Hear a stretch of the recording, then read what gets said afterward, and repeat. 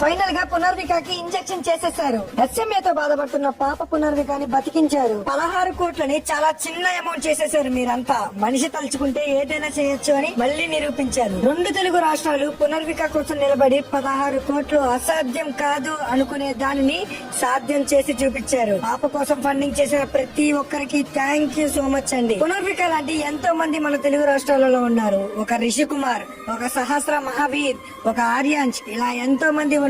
ఎస్ఎంఏతో బాధపడుతున్న పిల్లల కోసం మన గవర్నమెంట్ ఒక స్కీమ్ తీసుకొస్తే బాగుంటుంది. స్కీమ్ ఎస్ఎంఏ రావాలి అనుకునే వాళ్ళు ఈ వీడియోని గవర్నమెంట్ వరకు షేర్ చేయండి. కామెంట్ లో ఎస్ఎంఏ అని పెట్టండి.